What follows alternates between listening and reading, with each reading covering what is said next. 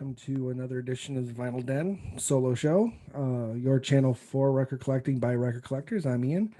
I figured I'd do a really quick throw out for something just kind of again help Nick out because he does a lot of content for the show already and he's got a lot of school stuff going on. So I figured I'd do this real quick. I'm gonna do something a little off, different than we normally do, because we are a show about vinyl collecting, but at our core, we're a show about music. So I recently picked up a box set of CDs. So I figured I'd give that, a little rundown for y'all, show you what I got. And it is, like I said, it's a little different than we normally do. I think Nick's done some CD stuff, but um, what the hell? I figured I'd give it a shot. So what I picked up, I got this off Discogs, is The Life and Crimes of Alice Cooper. It's a 4 disc set. Um, it's pretty comprehensive, really. This came out in 1999. This copy I got is brand new, never been opened. Well, it is open now. I just opened it, um, but it's got a lot of interesting content on it. It comes with a book. I'll show it to you here. It's, let's see how many pages this has. Looks like 70, 80 pages. An 80-page booklet.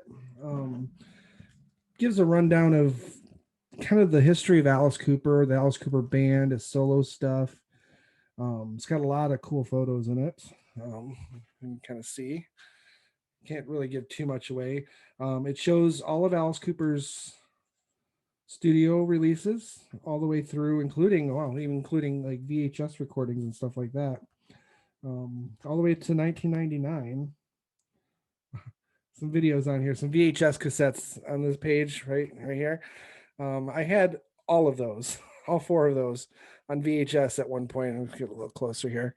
I probably wore them out too, because you can do that with VHS cassettes. Yeah, it's pretty comprehensive book. They said a lot of cool photos in it.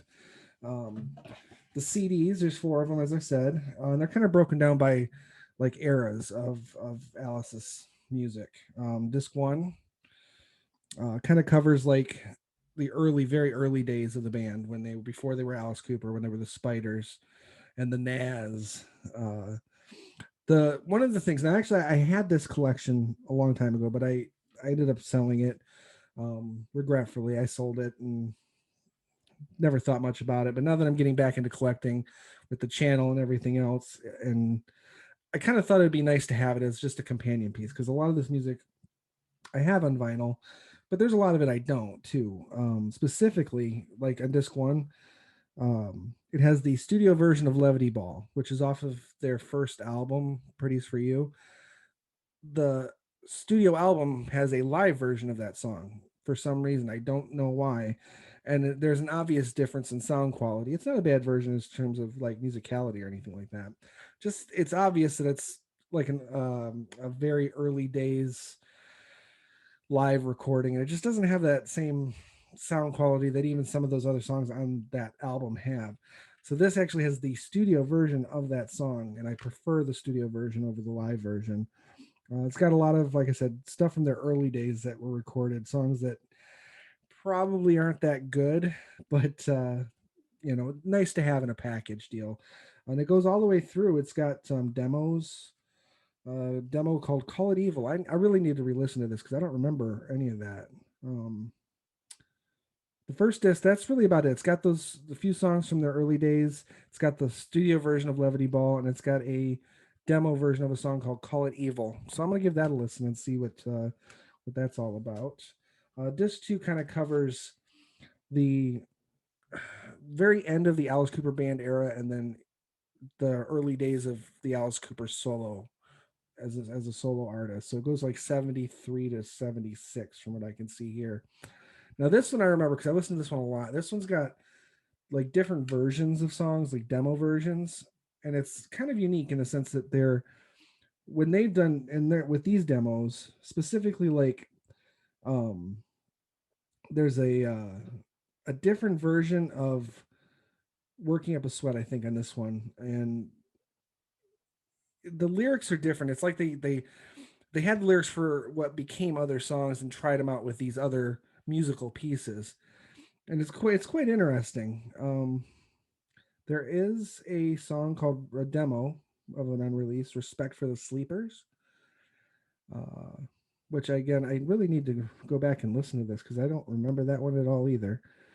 Uh, and then another unreleased song. This one I am familiar with, "Slick Black Limousine," which is I think an example, if memory serves, it's an example of what I was talking about, where it's the music from one song and lyrics from another kind of a thing. And again, this is all kind of like for the Alice Cooper fan, I guess this is going to be like a big must have, I think, because I don't know if the casual listener is going to want to go through and really delve too deeply into some of this, the outtakes and stuff like that. But as a collector and as a collector set, this is pretty complete.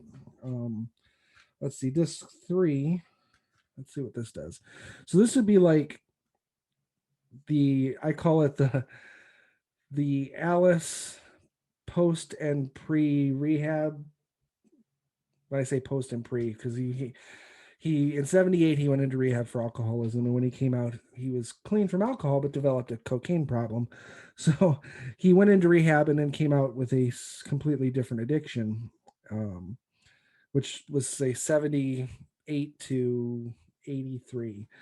uh, and some of the music really shows. It's um, From the Inside was an album, was a concept album that he wrote as a companion piece to his rehab, because he said he didn't just go to like a rehab center. He actually um, committed himself to a mental institution to get clean.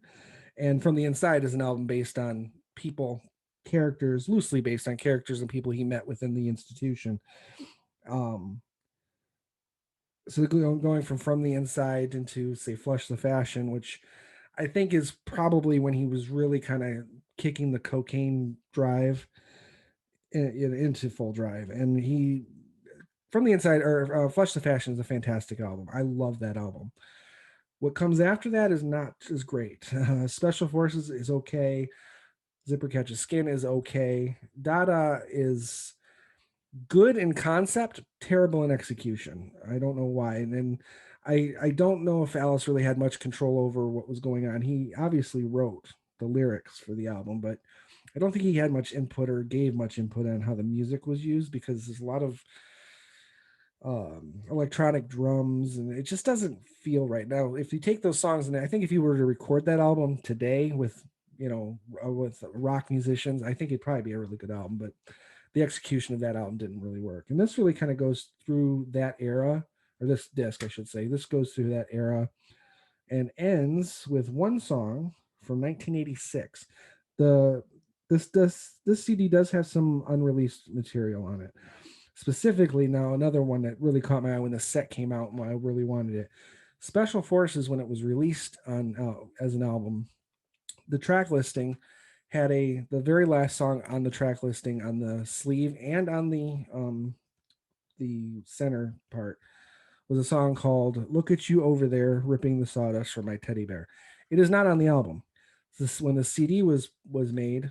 Again, it's listed on the track listing on the CD case and in the sleeve, but it's not on the album. It's on this. So that was kind of a nice little thing. And it's listed here as a demo. And I don't really know. I think the main reason it was left off was maybe the liner notes and everything were printed before the album was done. And it was just left off because it wasn't finished, which is probably what happened. But I kind of like the song. It's just a silly Alice, song, but musically I like it a lot, and I think it would have actually maybe improved the quality of Special Forces just a wee bit. There's another unreleased track. It's called "For Britain Only." I'm gonna really have to go back and listen to these songs and try to remember. But there's also two songs that he recorded for the movie that he was in. I think it was an Italian film called Monster Dog. I've seen bits and pieces. It's not a great movie, but I get what he was doing. He wasn't touring. He pretty much stopped touring in '82, and the next time he goes and tours is 1986. So for 4 years he wasn't touring. '83 was the last album he recorded. He was clean at this point. He was completely off of the cocaine and everything. And I think he was just like stretching himself out there to try new things and to see if he could really accomplish anything as a sober artist.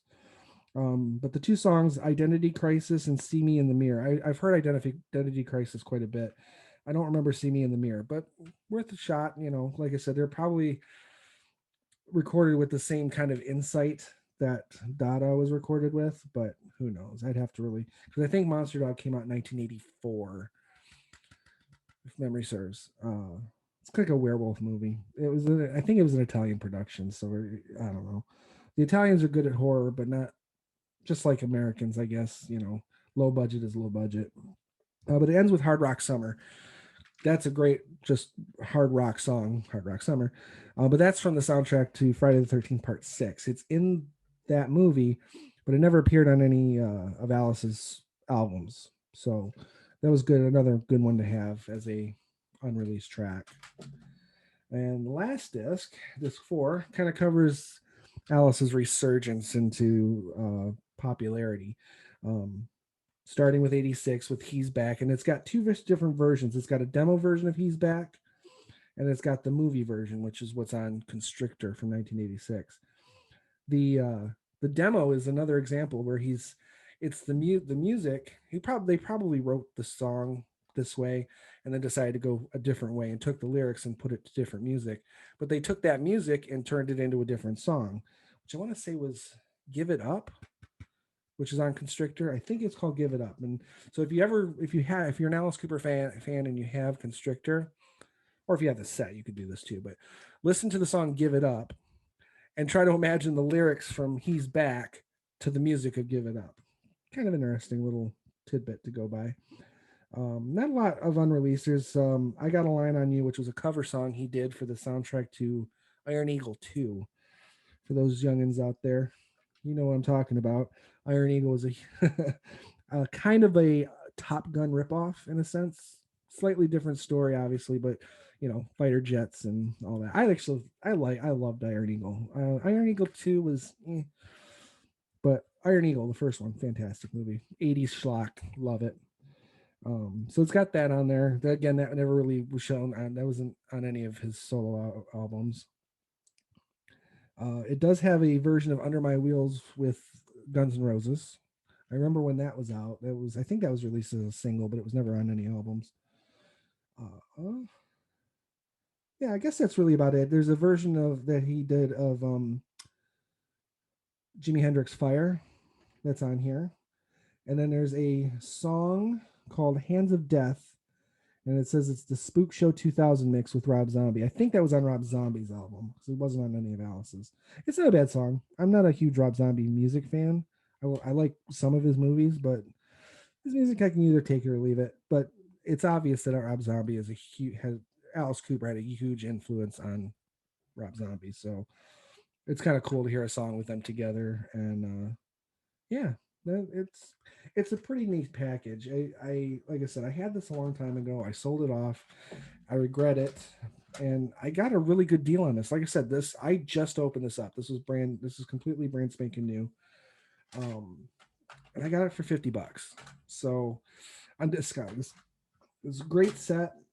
A lot of kind of unique, unheard of material, and like I said, kind of an insight into the in a sense, kind of an insight into the creative process because, like I said, there's a lot of demos on here, and yeah, I'm looking forward to there being one day where I'm sure there's got to be a lot more unreleased stuff from Alice. So I'm wondering if maybe like a Life and Crimes of Alice Cooper Part 2 might maybe one day make its way out there. I think there is another box set. I think it's maybe 3 CDs. It's called Old School. And I want to say that that's kind of a more complete package of like early days Alice Cooper band, like pre Warner Brothers, maybe even pre Straight Records with Frank Zappa. A lot of older stuff like that, and maybe some demos. I really have to look into that one because that one might be a like nice companion piece to this. And it's in a box. It's stands up, standing up on my desk here. So you know, nice on the record shelf to as kind of a companion piece. It'll go next to my my Ozzy box set. that I just purchased last year. Well, it's been a year already.